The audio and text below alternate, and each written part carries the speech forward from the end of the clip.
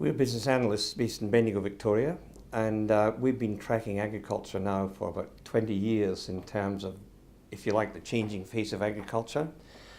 And just about October last year, we were starting to see the numbers coming through that suggested, that agriculture is moving into a new era of prosperity. Now, I know a lot of farming families would be saying, what's this man talking about? Because we've had a period of drought and cyclones and floods and bad news associated with live cattle exports and 10 dry years, particularly down in this part of the world. But in actual fact, a number of things are coming together nationally. So this is not a local view, it's more of a national view that's suggesting that we're now seeing the benefit of better prices, better yields in certain areas. There are pockets of distress, and look, our heart goes out to those areas, people who are caught out with hedging difficulties or perhaps carrying a little bit too much debt, but by and large, the industry is actually in very good health. And in our research, we have put together 5 key points that prove this. Our information comes mainly from ABS, ABARES, Australian Taxation Office, RBA, and so on. And what we're constantly looking for are indicators that we can put in front of our clients. And I guess we're trying to talk up agriculture. And basically, if you're in the capital cities and reading the headlines in the newspapers, there's never very much good news about agriculture. So we've broken it down into these 5 key points. And the first one is production. And of course, it's rained and production levels are up. So we're in territory we've never been in before, where production in Australia, agriculture production, is nearly reaching $50 billion. And that was year ending 2011, and it's going to do the same in year ending 2012, the current year. So to get 2 years of high production back to back is wonderful, really.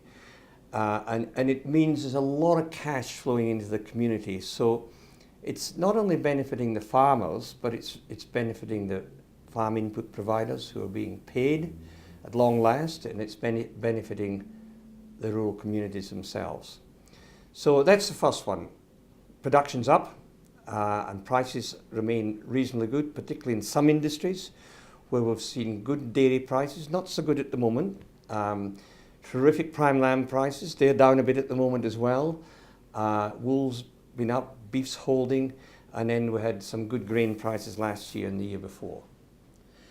The second key indicator is what we call the changing face of agriculture, where we see a shift in the number of large commercial producers. Basically, over the last 7 years, we've lost about 18,000 farms. And these are people that have been retiring from agriculture. They've taken the opportunity to exit the industry. And what that really means is it allows other farmers to grow their business. So we're seeing an increasing number of large farms. In fact, somewhere in the order of 48% of all our value production, nearly half, comes from a handful of farms, with incomes over $1 million. So is larger farms a good thing or not? Basically, people grow the business. Basically, farmers are in business to generate wealth. So they're constantly adding to the family farm and growing the business and hopefully able to pay off their debts so that when that generation reaches maturity or chooses to retire, then they can hand the farm over to the next generation and they can make enough money to support themselves. And that's business cycles, about 25, 30 years. It's been going on forever in agriculture, the growth of the business. But if we have larger farms, invariably they bring the next generation in at a younger age, say mid-40s. So although we read these terrible statistics about the age of farmers, what that really means is that the people who own the land might be in the mid-50s, mid-60s. But invariably, the people that manage the land are the next generation in the mid-40s. And of course, they're computer literate, they're information literate. They've got very good networks. So we're seeing basically that farms are bigger, but they're better, they're adopting technology, and they're more profitable.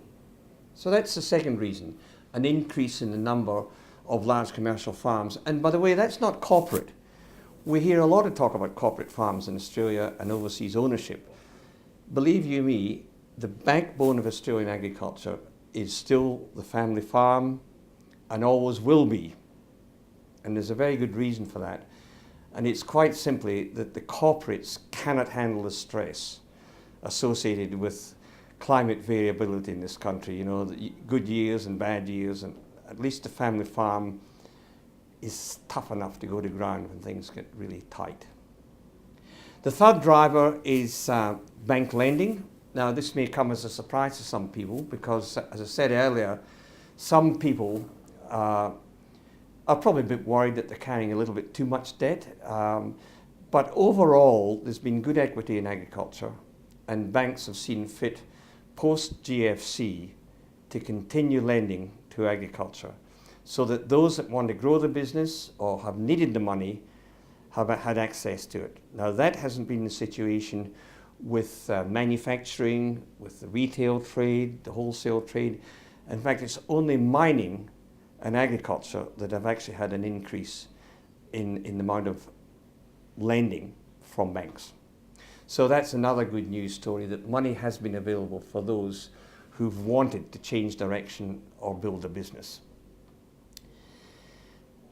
The next one also linked to banks is deposits. Now, we're reading the papers that more and more consumers are reducing the bank card debt and putting more and more money aside.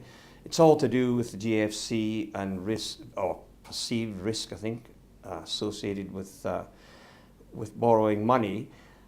So what we've seen in agriculture is that just as people have been able to borrow money, we've seen an incredible increase in the amount of money that's gone into deposits, particularly farm management deposits, FMDs. So last June, FMDs rose to 3.2 billion, and that is an absolute record ever since they came out about 1995, or might even been before then.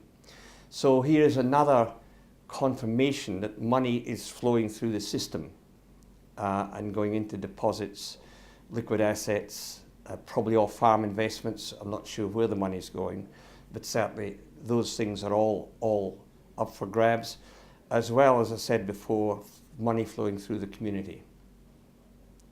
Final thing is, as we all know, it's rained. And it's rained just about everywhere at different times.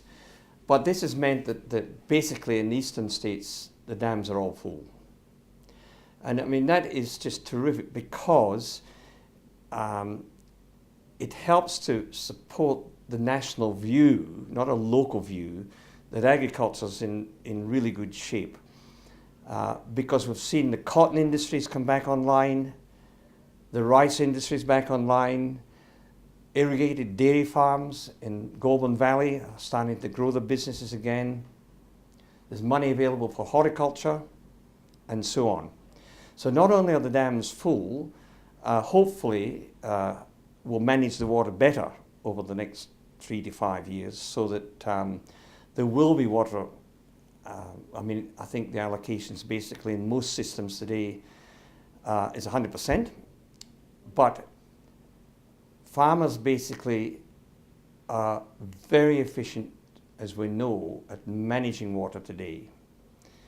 During the tough years, they've learned how to improve the water use efficiency. So we've got full dams, water's reasonably inexpensive, and hopefully it'll last for more years than it did the last time. So that's my story. A new era of prosperity. I'll just finish by saying we don't know what commodity prices are going to be next year. We don't know what the Australian dollar rate is going to be against the US dollar. We don't know who's going to lead this country. But basically, farmers have to work around these things, and it's just like the climate. We don't know if it's going to be dry or wet. And I think that's the final thing I'd like to say is that the Australian farmers are incredibly resilient and very good at managing their way around all these external issues.